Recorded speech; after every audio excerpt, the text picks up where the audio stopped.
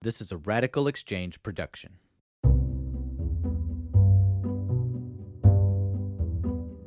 Hello and welcome back to Radical Exchanges.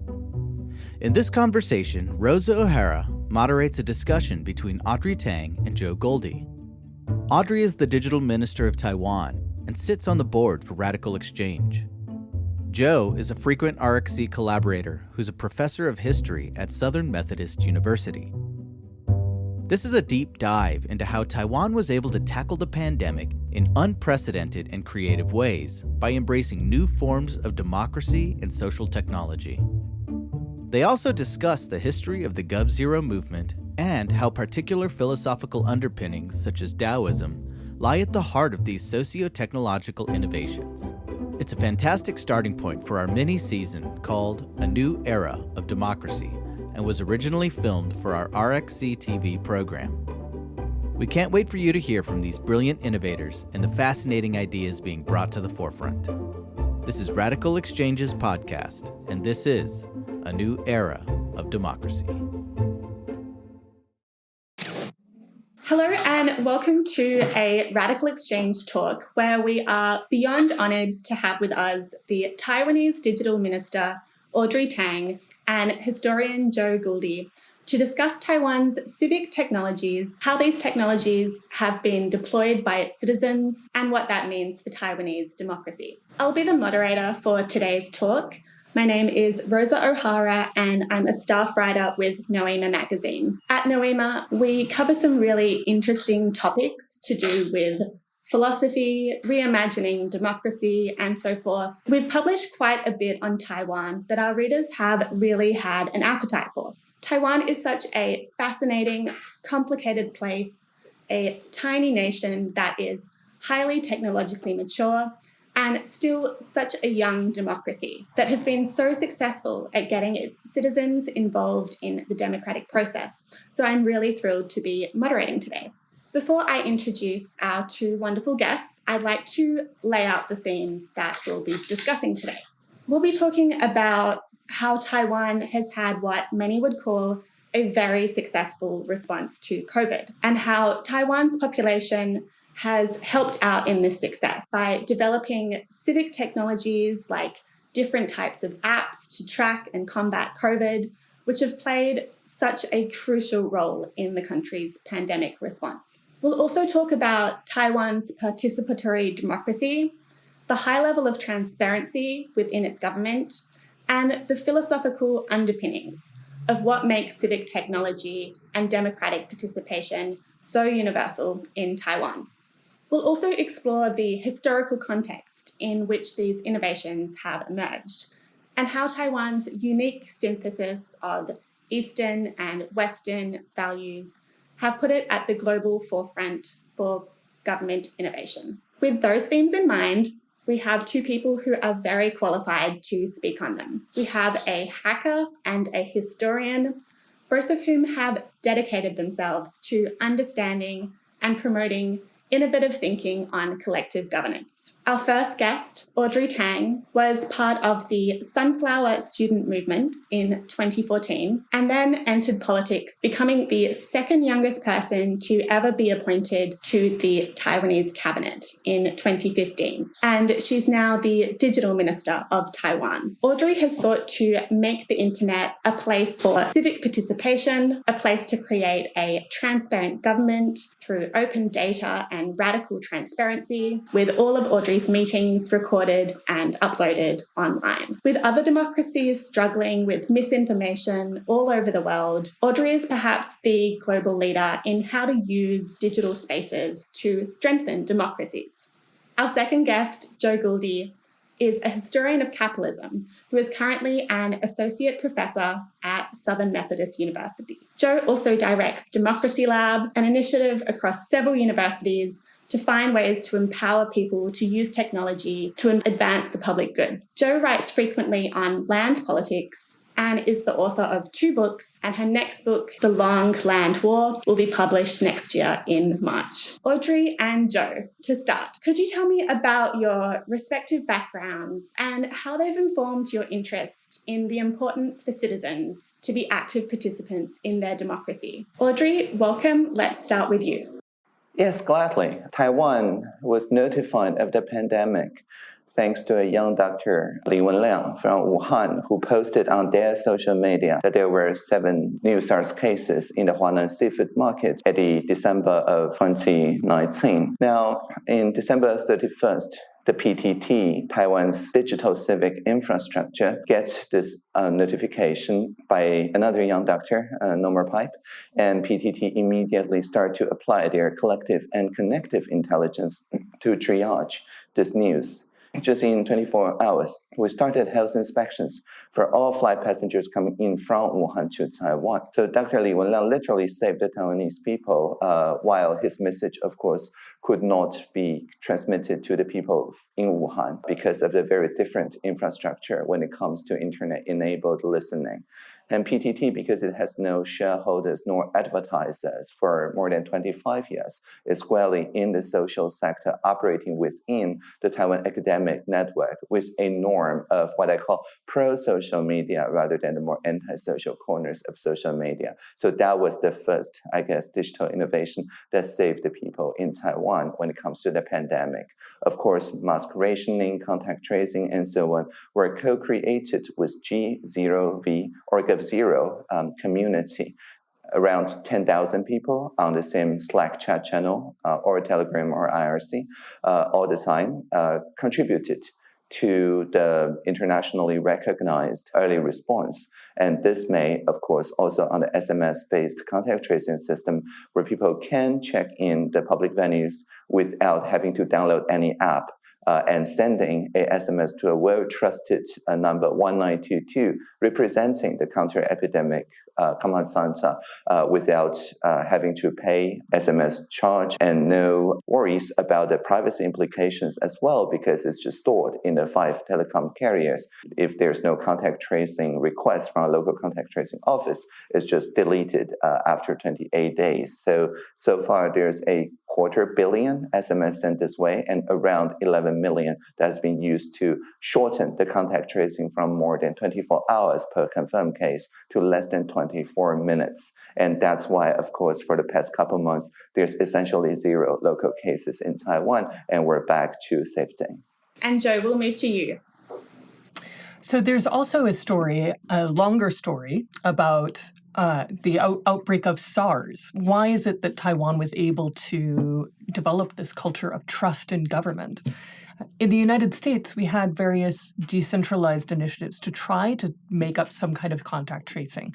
It was happening on a state-by-state basis. My own university had its own contact tracing app, but there was no centralized initiative. And indeed, many intelligent people felt that if the federal government were to release a contact tracing app, it wouldn't be accepted in the United States in the way that the people of Taiwan had come to accept these apps.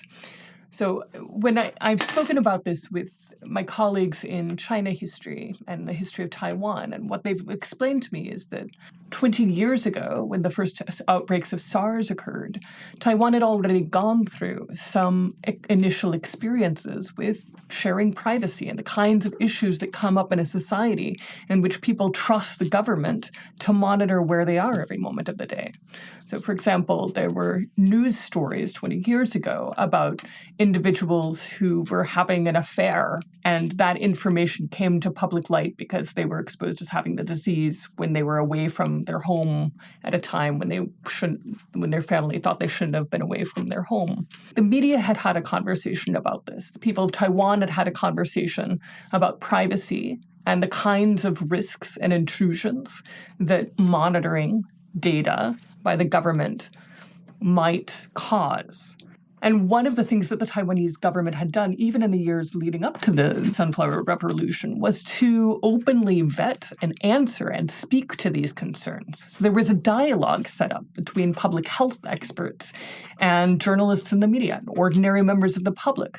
The Sunflower movement, of course, played on that and expanded that. Government ministers made themselves more responsive, answered questions online, shared all of the documentation about their conversations with lobbyists. The Sunflower movement was able to build on a culture of public trust in government. And my understanding is that that's one of the reasons why the contact tracing was successful in Taiwan. The government had worked to educate the public. A question that arises from this, I think we sometimes stumble in thinking through the role of government and information in the United States because of the history of propaganda. Propaganda is the word for government dissemination of information in a top-down fashion, where the government is printing posters saying loose lips sink ships. Our experience with propaganda in the United States dates from the Second World War. And we've largely stepped away from the propaganda model. Propaganda is associated with dictatorships. It's associated with fascism. So I'd like to ask Audrey to help us to understand. I think I could use help understanding, and many American listeners could also use help understanding. What is the difference between the culture of trust in government that allows this open sharing of data, that allows listening? How is that different in Taiwan from propaganda? My favorite quote from the Tao Te Ching was, "To give no trust is to get no trust." By trusting the citizens, that is the entire different world, as opposed to if the government has developed one single application. It's not the case in Taiwan. The SMS contact tracing system is not government invention or government technology. As I mentioned, it's part of the GovZero community's co-creation, and the people who participated in the co-creation are the people, for example, who operate the PTT, the people who are in charge of some previous contact tracing systems in other parts of the world, the people who are in charge of one of the most popular messaging tools in Taiwan, and so on. So a broad collective intelligence that connects through the network of contact tracing developers around the world, mapped out the possible solution space and converged on SMS that's not transmitted to government really, but rather stayed in the telecom operators, emerged as the specification. And my role is simply, I call it reverse procurement, right? To deliver on the civil society expectations of a safe and privacy-preserving contact tracing system. So by trusting the citizens and not delegate, but rather working with the people and have the social sector set the norm, the public sector simply amplify these norms, and we implement it in a way that's entirely voluntary. If you want to use pen and paper or any other method, in addition to or replacing the SMS-based contact tracing system, you're still free to do that. There is no penalty for not using this newly invented system, which is why it doesn't foreclose future possibilities of iteration, and it amplifies the norm such that the private sectors adhere to the norm, not because it's a government mandate, but because the citizens already prototyped and asked for it. So I call this forking the government, taking government digital services, developing a different direction by the people closest to the pain and suffering, and our job, again, is just to amplify them. I'm also really interested to know, Audrey, how are civil liberties, which are so important in Taiwan, maintained during the tracking and tracing of COVID? Yes, that's a really great question. So we use a principle, and by we, I mean the GovZero community who designed this thing, use an idea called secure multi-party computation. It is one of the privacy-enhancing technologies that ensures, for example, the telecoms, which has your check-in SMS records, nevertheless has no access to the mapping table between the digits that represents the venue and the actual venue themselves. To individual telecom operators, it's just random code that means nothing. And for the QR code maker, anyone can be a QR code maker, by the way, but for the primary QR code maker at TradeFan, they do not have any access to your SMS records or indeed of any person entering the venue. They just interact with the venue owners to make some unique 15 digits code. Unless you are a contact tracer that has the lawful authorization to get the puzzle pieces from the Taipei Pass system, from the 5 telecoms, from TradeFan, and so on. Individually, those data do not compromise anyone's privacy because it's just like puzzle piece. Without piecing together, it does not complete a contact tracing. So what I'm trying to get at is that if we design with privacy and accountability in mind in the very beginning, then it leads naturally, for example, to people who want to see which contact tracer in which municipality have accessed their records in the past 28 days. And they can simply visit sms.1922, the gov.tw, entering their phone number, respond to an SMS, and then just see the entire reverse accountability audit record. And so all of these are earning trustworthiness, as Joe mentioned, by essentially giving an account whenever there is a doubt, instead of blanketly saying, oh, the state knows the best. Actually, the state just designed the process and mechanism, but do not hoard the data in any centralized way. I think this is really interesting, Audrey. You're talking about creating a ledger or an archive of privacy, an archive of access. So every time the QR code tracker looks at an individual and where they've been, there's that information is recorded so that citizens can keep monitoring the state even while the state monitors citizens. It's a two-way transaction. And the ledger is there, the archive is there, so that even after the moment, you can ask, how was the state accessing my data? Who was doing so? I think this is a really important point, because when we talk about open government and open information in the United States, much of the discussion in the mainstream media is dominated by conversations about Bitcoin, which is just one section of ledger, only financial transactions. Can you say a little bit more about the kinds of archives and ledgers that you've used and why designing them appropriately is so important? Distributed ledger technologies form an important inspiration to the Taiwanese civic technologies community. Indeed, many of the developers in, for example, the Ethereum ecosystem and Tezos and many other ecosystems are either primarily or importantly based in Taiwan.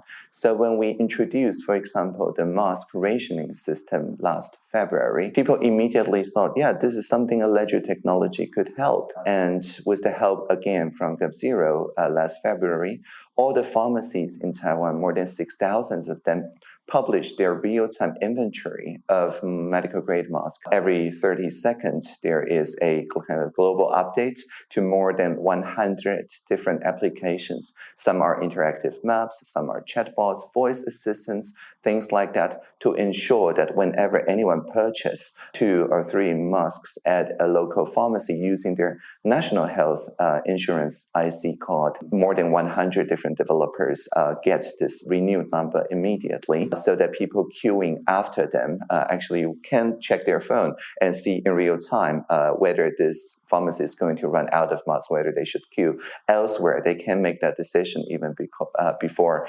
deciding which pharmacy they want to use. So again, this is a kind of coordinated solution, but it's not implemented in a centralized way. Rather, all the different interactive visualizations points out, for example, to the data bias that privileges the urban areas, because initially we're distributing based on physical distance, but not everyone owned a helicopter, as the OpenStreetMap community pointed out to us rather quickly. And then they forked the government essentially by interpolating through an MP to our Ministry of Health and Welfare. They said, I think we have this better distribution method based on the real-time number that you publish. So demonstration is not a protest here. Demonstration is literally a demo. And Minister Chen said, yeah, legislator teach us. And the very next day, we started implementing a better distribution mechanism. So this is not a accountability in the traditional sense of the government does everything.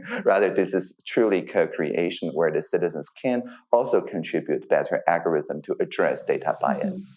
I love the story, Audrey, that you talk about how you went to your colleagues and you said it's the people who actually have a better plan with how to manage the masks. Different places were going to run out of masks, and you said that we have to kind of work with the people and engage with their ideas. You've mentioned a little bit about the GovZero movement. Could you describe, Audrey, a little bit about how citizens in Taiwan improve the user experience of government platforms using the GovZero website? For the past 10 years or so, GovZero has been systematically looking at the digital services in Taiwan, which is usually something.gov.tw, and forking those services into something.g0v.tw. For example, in our national participation platform, join the gov.tw.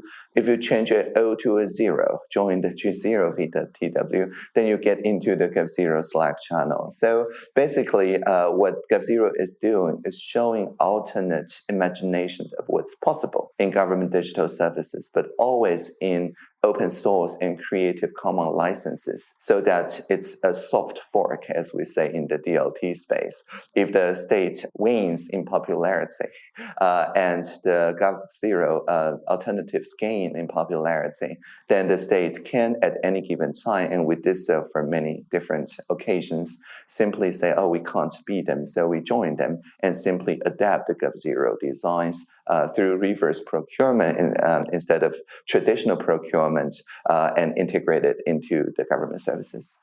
I'd like to move into the history of civic technology in Taiwan and its parallel taxation system. Taiwan's civic tech ecosystem seems to be significantly rooted into the fabric of Taiwanese society, which is perhaps the product of the 10-year transition period between martial law ending in 1987 and the first democratic elections in 1996.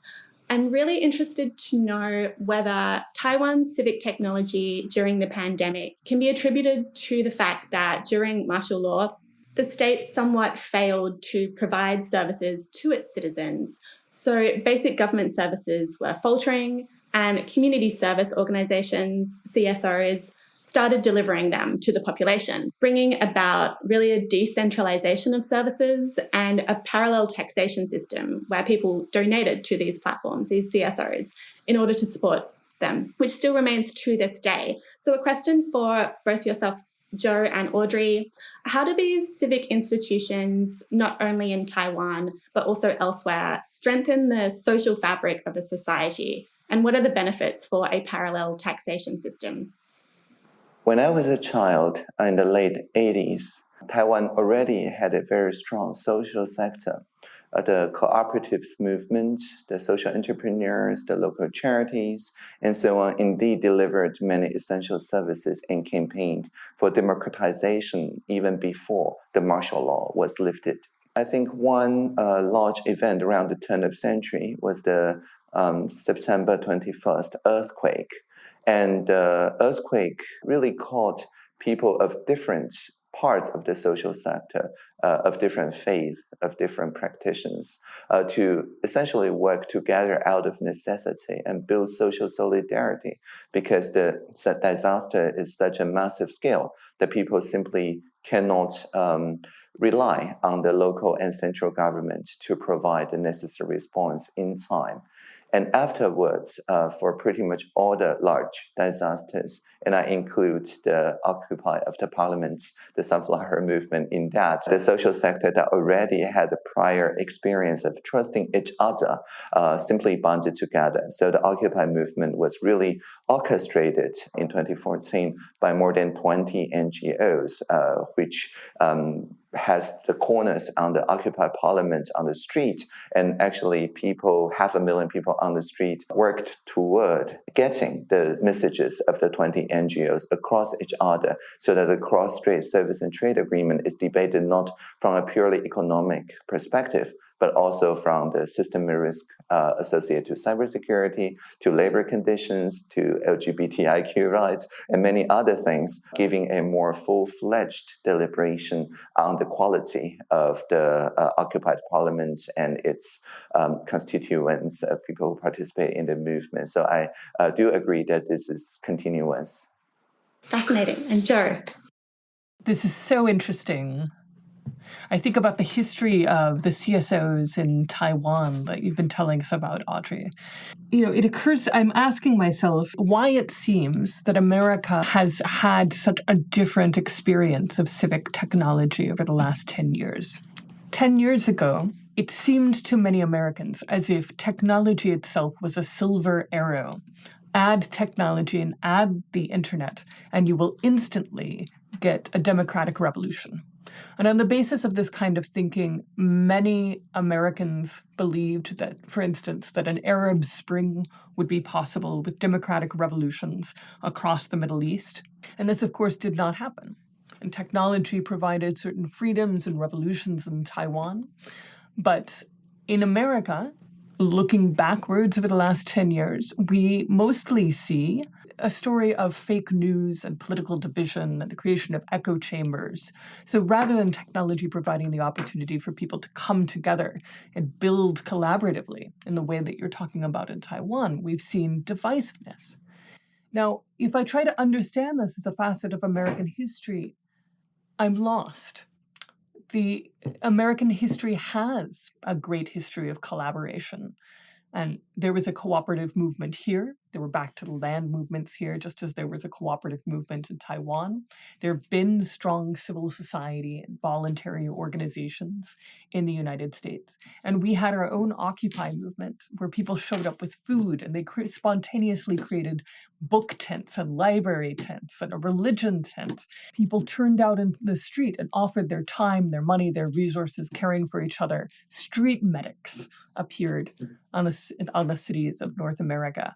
So we are also a collaborative culture. It seems to me possible that we're beginning to understand, historians of America are beginning to understand that one of the things that's happened over the last 40 years is a growing distrust of government in the United States, which has been in many ways planted, for example, in many of the textbooks which have been assigned at the secondary level, textbooks published by evangelical history publishing houses, which, for example, have made a case that the Civil War wasn't fought over slavery, that America was inherently designed as a nation for capitalism, a Christian nation, rather than a nation designed around Enlightenment principles. And maybe through reading these textbooks, we have persuaded ourselves and each other that we are a nation that cannot cooperate.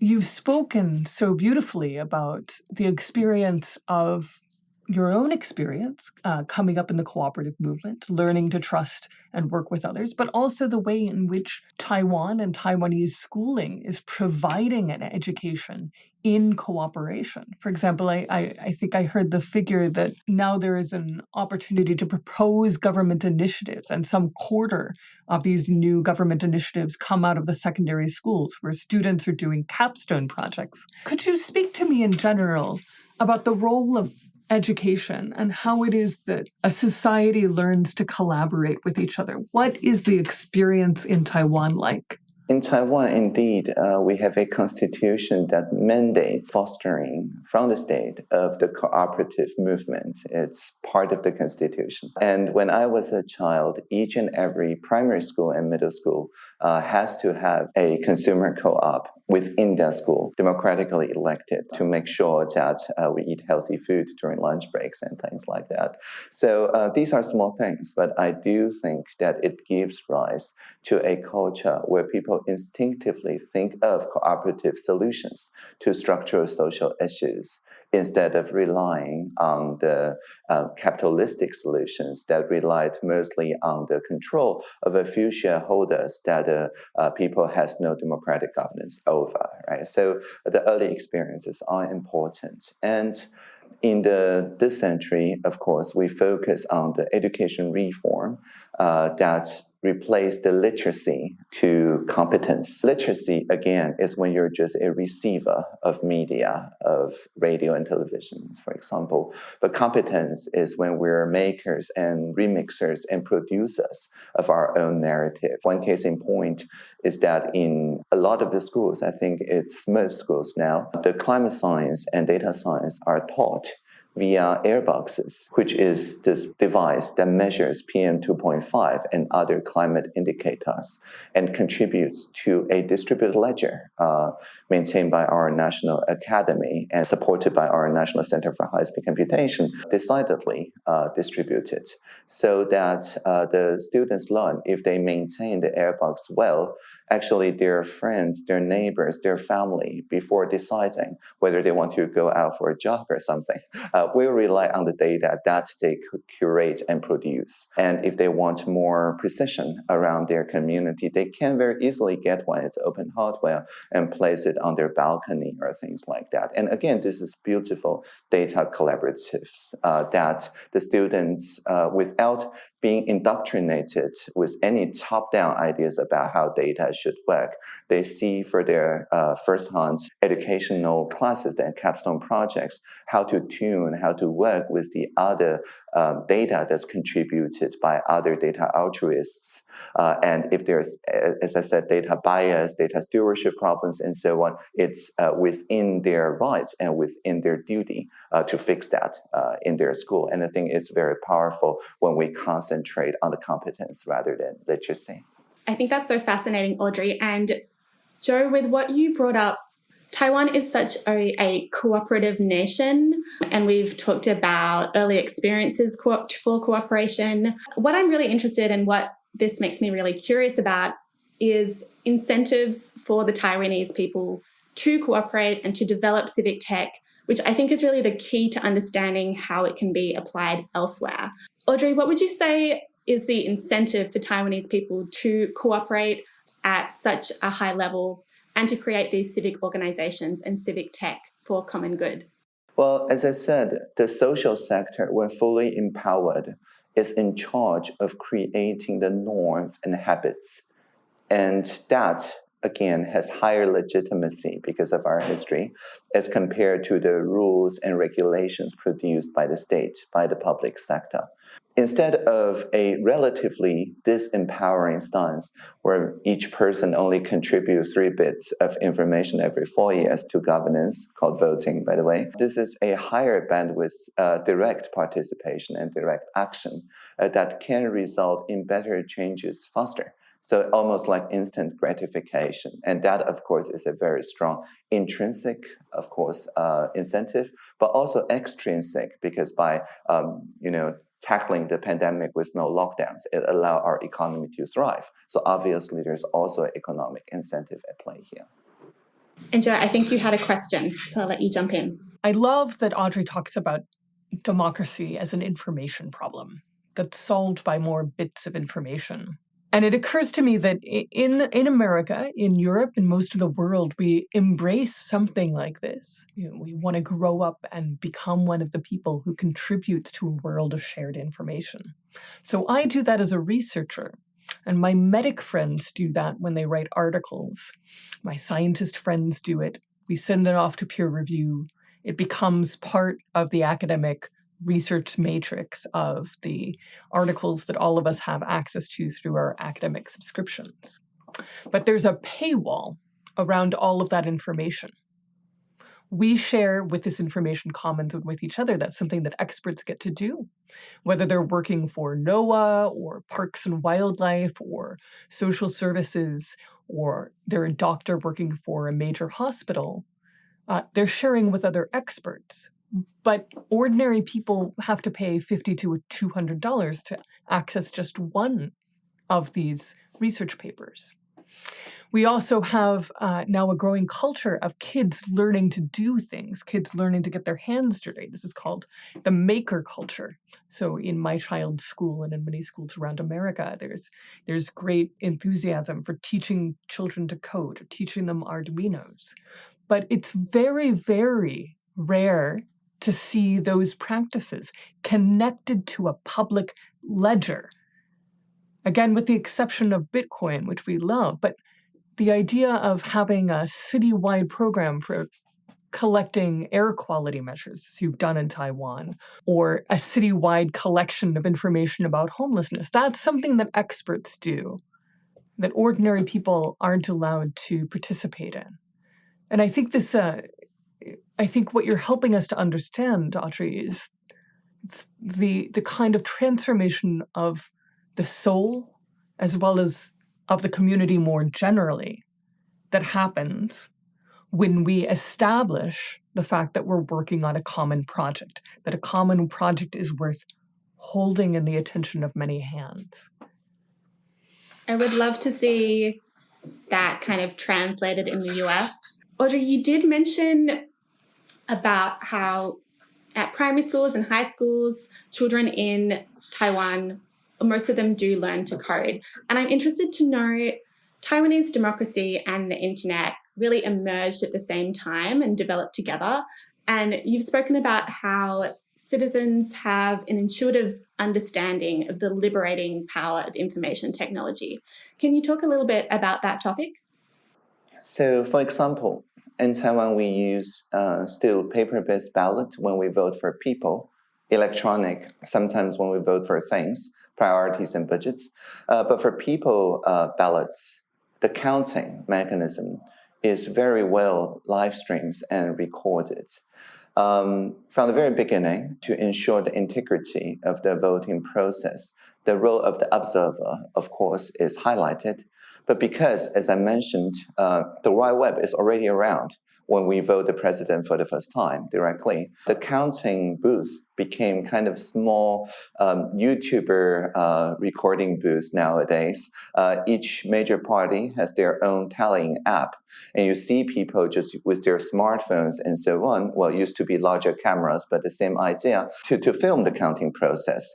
And it has the benefit of people participating not as party representatives, but just a lay person, but they can contribute to resolve any election issues. And when the counting app of one major party agrees with the opposition major party, there's simply no dispute and no room for the trolls to grow when it comes to the disagreeing counts, any election counting station. And when you scale it to a nationwide level, it leads to a faster resolution in post-election disputes, which of course doesn't happen in advanced democracies like the US. But in Taiwan, it used to be a problem, and people developed digital democratic tools not to replace the paper-based voting, but actually augment that voting with even more trustworthy counting live streaming process. And leading before the presidential election, there's the presidential debate and forums by the three candidates. And again, the middle schoolers, as well as really anyone, can contribute to the meta competence by typing in what they heard and cross-check it with a wealth of databases that is already collected by the professional journalists and help in the fact-checking work. But this is not just assigned homework. If they revealed that the presidential candidate says something that's factually inaccurate, their fact-check appear on national public TV in real time. So they contribute to the democratic process, both right before and right after the national election. I'd like to turn now to the philosophical foundations of Taiwan's political system and how that shapes democracy in Taiwan. Audrey, you've said in the past that the ideas of the 19th century economist Henry George permeate through Taiwan's policies. I'm really interested in hearing about how his ideas on land rights and ownership have influenced the collective mindset of Taiwan. Joe, I'd love for you to frame for us who Henry George was and the idea of land value increment tax, and we can then have Audrey delve into his impact on Taiwan. One of the interesting facts of Taiwan's history is that Taiwan and America share some important episodes in the history of governance. Taiwan famously had a land reform, a redistribution of the land from a handful of wealthy aristocrats to everyone in Taiwan during American occupation.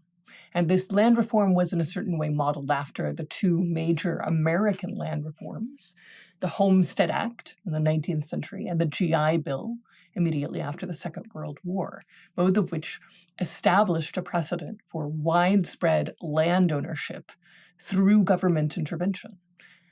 The GI Bill is responsible for the fact that in most American cities, there are sprawling American suburbs where middle-class families, at least middle-class white families, could expect to own a piece of land, paying it off on a government-backed mortgage.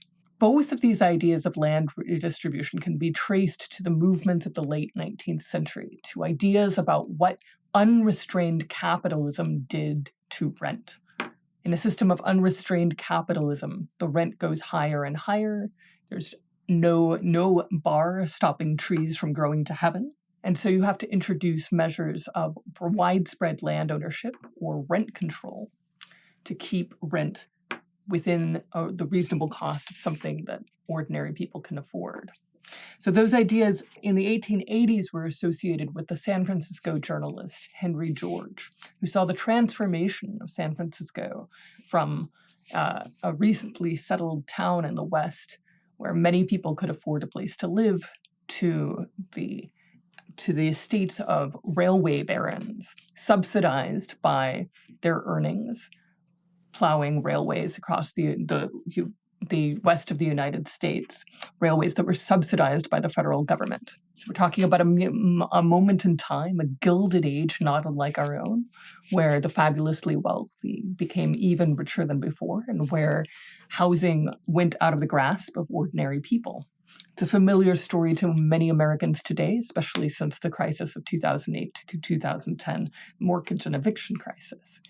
So Taiwan has a special relationship to all of those stories, in part because Henry George's ideas spread across the Pacific through political actors like Sun Yat-sen, and then afterwards through the American occupations after the Second World War and the American-led redistributions of land in Korea, Taiwan, and Japan. But Audrey has spoken in some other venues about the importance of Sun Yat-sen to Taiwanese citizens over the age of 30, foundational idea that the state should keep a ledger of prices, convey information about real estate, real information about prices to citizens so that they can make informed decisions about the economy. If you like, I like to think about Henry George as a thinker about data and the life of information in economic opportunity well before the internet. He was thinking about land as a commons, the role of the state as making sure that information was accessible to all, using taxes to ensure that a wellspring of opportunity was available to all, and that inequality had certain limits. Fascinating, thank you. And Audrey, if you want to delve into Henry George's impact on Taiwan. Well, one impact, of course, is that I pay also a small amount of land tax each year. And if I think that I shouldn't pay this amount, which is calculated roughly by the real prices that is forcibly declared on all transactions around my neighborhood, right? If I think that for some reason that the land tax that I should pay is much smaller than the amount that's calculated by the peer-to-peer information, well, I can say, my land was nothing, so I shouldn't pay the tax. But the result of me saying that is the municipal government can then just acquire that piece of land at the cost of nothing, because after all, I publicly said that, right? So this is the idea of the Herberger's tax that gets more accurate bits of information of the self-gauged land price, even without the calibration of the real price that's the result of real estate transactions around the vicinity in my neighborhood, still it incentivizes me to actually pay the land tax, but also report a more accurate number if those calculations are somehow biased. And so that is one direct result, actually, is a Georgism. It's one of the ideas that Henry George that held and influenced Sun Yat-sen, which became part of Taiwan's land tax system. I think it's so interesting how Taiwan is such an mishmash of dichotomies, of free market capitalism, but also this collectivist mindset with this really unique synthesis between Eastern and Western values. Recently, the president of Taiwan wrote an article for Foreign Affairs in which she describes Taiwan as vibrantly democratic and Western, yet influenced by a Chinese civilization and shaped by Asian traditions. How did the two of you see this synthesis of Eastern and Western values at play in Taiwan? And what do you think other countries around the world could learn from it? Well, I could briefly make the case that Taiwan is one of the most successful post-colonial nations. Taiwan deserves to be recognized as a symbol of hope in democracy, not only because of the work that Audrey and her ministry have accomplished in terms of creating an open and participatory government and experimenting with new technologies in a way that most governments in Europe and North America are still trying to learn. But also, if we think about the rise of China over the last 40 years, we think about the strangulation of civil liberties in current-day Hong Kong. Taiwan and India together have carved their own way, their own peaceful path to democracy and capitalism in alliance with the United States. We have to think about an island nation which has drawn on ancient traditions of many places, but also experimented with a kind of democracy and capitalism that's uniquely its own. And this is one of the reasons why I think so many people in the tech world and in the activism world and looking for working models of government reform are taking note of what Taiwan is doing right now. Yeah, to continue the metaphor of Eastern and Western influences, I think Taiwan as an island is defined, of course, by the clash between the Philippine Sea Plate on the east side and the Eurasian Plate on the west side. And when the two tectonic plates bump to each other, we have really large earthquakes that, of course, calls for social solidarity and resilience in our buildings, but also the resilience in our minds. So the people who built such resilient, as I call it, transcultural frameworks can absorb the energy that's released by the earthquake. And just like the top of Taiwan, the Savia, Pendogunung, the Yushan mountain that grows 2 or 3 centimeters each year as a direct result of that clash. So, for example, when we legalized marriage equality, we take the definitely pretty Western idea of marriage by registration and the rights and liberties that should be enjoyed regardless of one's gender and sexual orientation. But we also respected and honored the tradition of the kinships that is formed by the familial bonds and so on. So we legalized it using a nicknamed Hyperlink Act that says only the bylaws are wed when two same-sex persons wed, but their families, their kinships, their last name, and so on, do not wed. And this social innovation is a direct result of a constitutional court ruling, as well as 2 direct democracy referenda that passed. And it defined such a solution space that I call it a good enough consensus or rough consensus, where everyone can live with. And then this model, quite innovative, is then being considered seriously by other still, kinship-oriented societies around us in the Indo-Pacific as a kind of model that will enable the civil liberties and equalities without writing off the cultures. And this is just one of the more recent examples of a transcultural republic of citizens. Audrey, I'd love to talk about your Taoist approach to political life. You've mentioned in previous interviews the idea of do without doing, which in some ways to me harks back to your collectivist mindset and the collectivist mindset of Taiwan. For example, creating a space for others to collaborate can be seen as a Taoist approach. Could you comment on how you've used this belief system in your work? As I say quite publicly, that I work with the people, not for the people, work with the government, not for the government. These connective spaces are designed to make sure that each person participates not as a representative, but just representing their authentic experience and innovations. And this applies also to the public service itself. The engagement officers that Joe briefly mentioned is one case in example where we put professionals in the public service well outside of their silos as champions of citizen interest.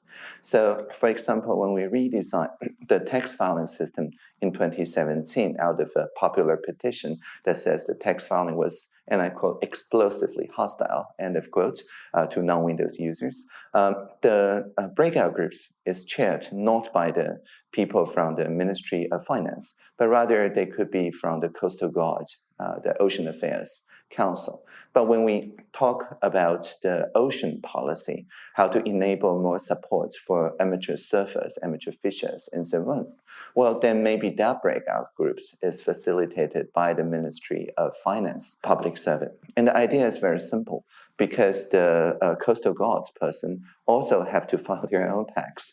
And the tax collector is also, of course, an avid surfer in their spare time. So when they facilitate such deliberative town halls and meetings, they automatically take the side of the citizens, because after all, they are citizens themselves, as opposed to representatives within their professional silos. And these are just some of the designs of the participatory officer network that deliberately put deliberation at the core of the public servant's work, instead of being, a top-down mandated way where they have to service the public. So in a sense, it's also an incentive to serve their own self-interest and their community, be it surfer or fisher's interest, while, of course, offering their professional training as a public servant so that the translation occurs more easily between the professional community, the academic community, and the laypersons. In the US, we have this expectation that government provides the services. And of course, elsewhere, there's that expectation as well. We pay taxes, we hope to get high quality services in return for these taxes. And the legitimacy of the state rests on the provision of these services. But this doesn't really empower the citizenry to create their own civic spaces. And I'd love to know what other countries like the US could perhaps learn from Taiwan and perhaps adopt some of these Taiwanese practices. I think it's important to remember that there was a time in American history, and indeed in the history of the West, when we didn't expect states to provide the services that we now expect. If you think back to the United States around 1820, or Great Britain and France around 1820, you're thinking about a time when cities don't have shared water systems. They don't have flush toilets. They don't have common sewers. When cholera breaks out across European and American cities in the 1830s and 40s, it will devastate populations both rich and poor because of our poor understanding of public health. Now, those same decades, it's not normal to have sidewalks that anyone can walk on. You walk in the carriageway with all of the horses through all of the muck and mire.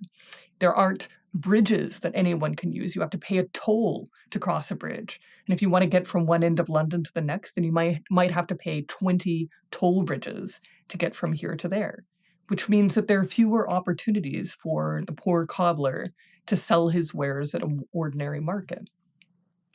In the West, we had to have a revolution in information to build modern city services. And that information was largely about trust. We invented modern professionals like the modern civil engineer. We invented modern means of keeping accounts and inspecting budgets together and approving them.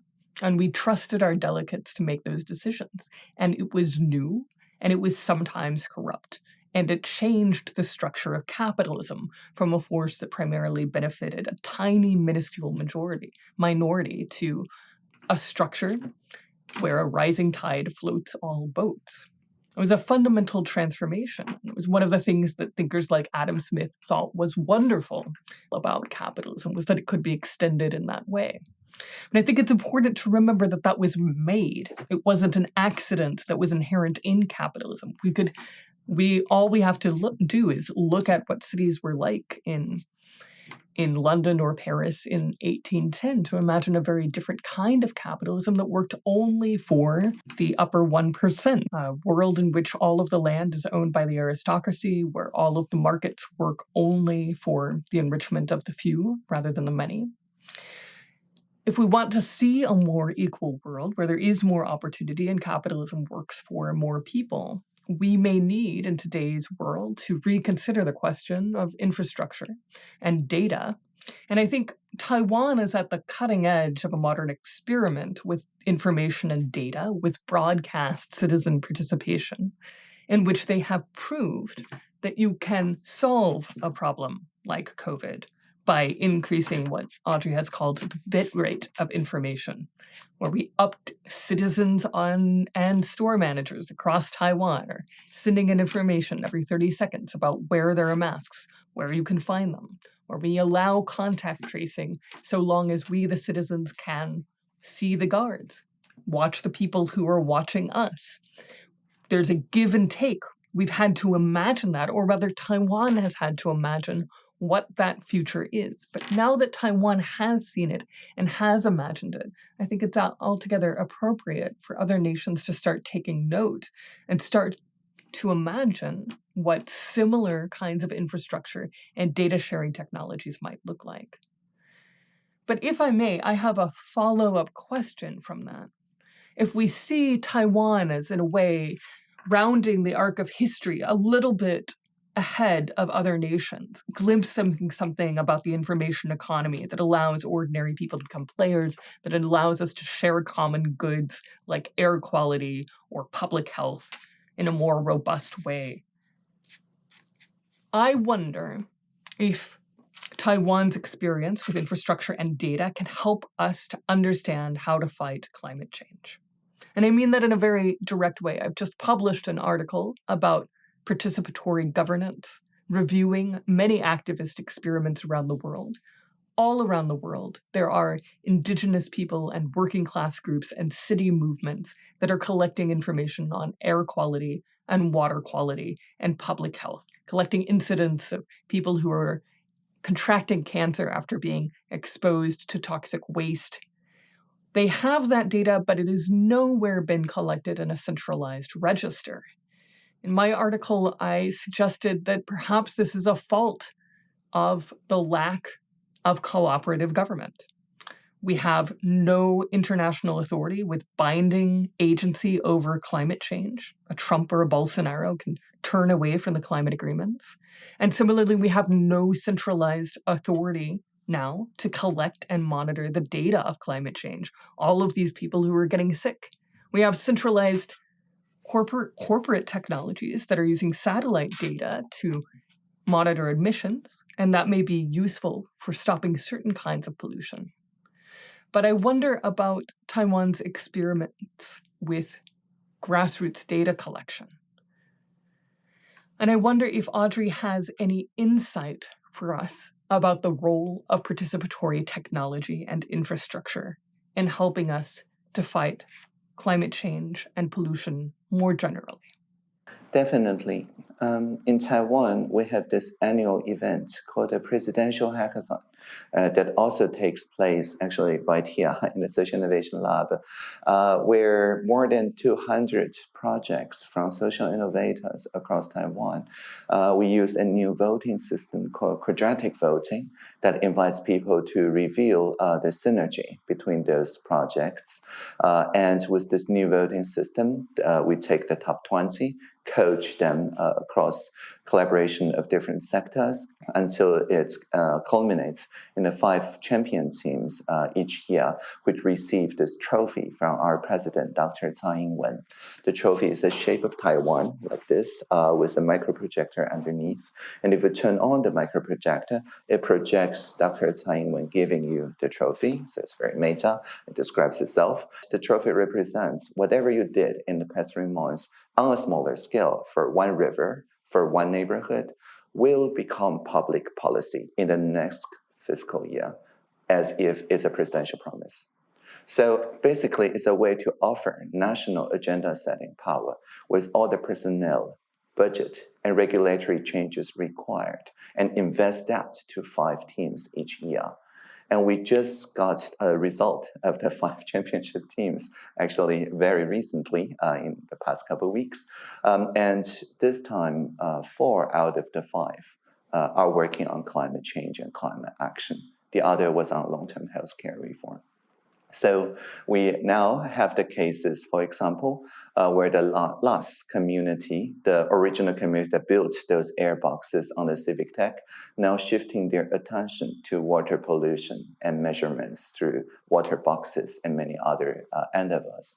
We have another championship team evolving the previous championship case where people show a mask map-like system of drinking fountains and refilling people's bottles and calculating the plastic and carbon reduction, and apply that idea to cataloging the carbon sinks and make sure that people augment their realities by committing to support those carbon sinks from community action. And so the Taiwan Electric Company also offered a way to use the residual heat from their plants to aid in fish farming and reduce carbon, because otherwise it will have to emit more heat than required. So turning a side product into something that could be circularly used and so on.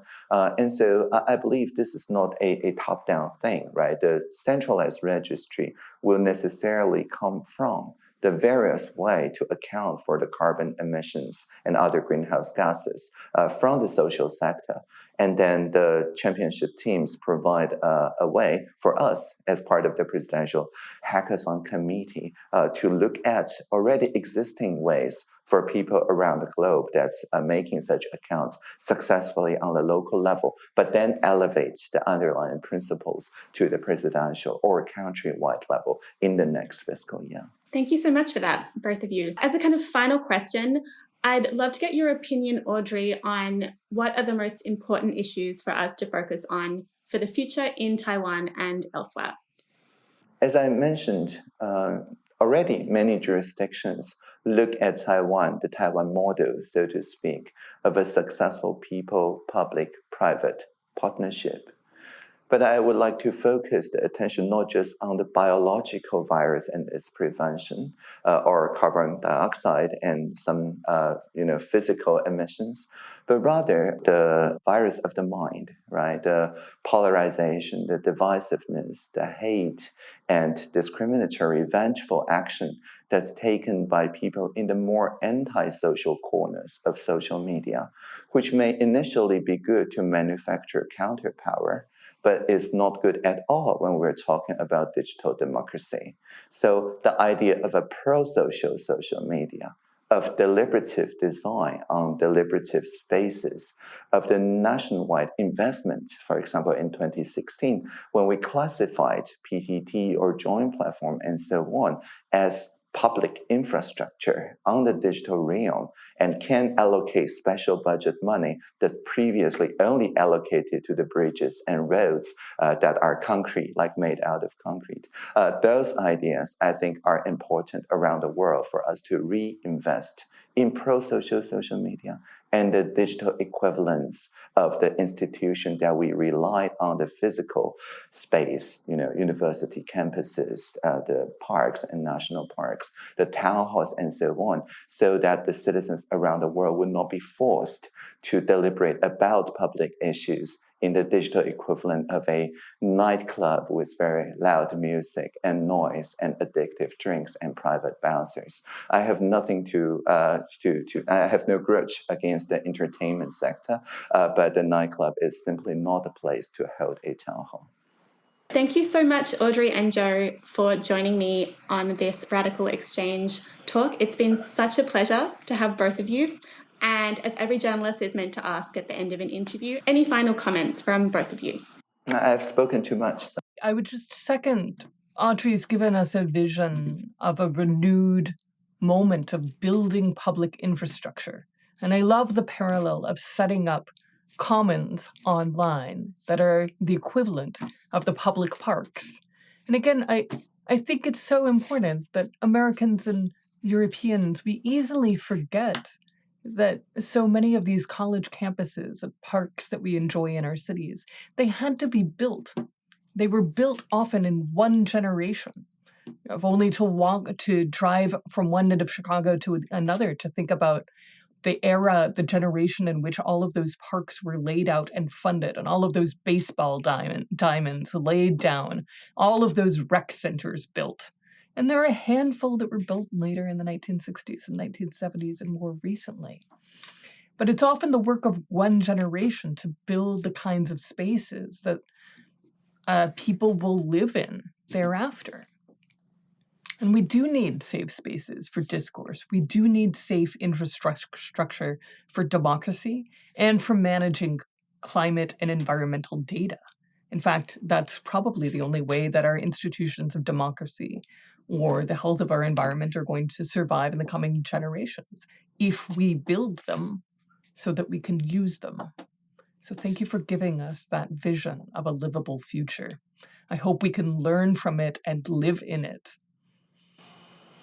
Definitely. And thank you for this awesome conversation. I look forward to meet you in person. But before then, live long and prosper. Thanks again to Audrey Tang, Joe Guldi, and Rosa O'Hara for that illuminating discussion on the fascinating ways that Taiwan is embracing innovative social technology that's empowering new forms of democracy. This conversation was initially produced by Paula Berman and Rachel Knoll for the 2021 Radical Exchange Annual Conference RxCTV program. The Radical Exchanges podcast is produced by G. Angela Corpus, Jennifer Marone, and Matt Pruitt, and co-produced and audio engineered by myself, Aaron Benavides. And a big thanks to listeners like you. Radical Exchanges is a Radical Exchange Foundation production. You can help support the Radical Exchange Foundation by visiting radicalexchange.org.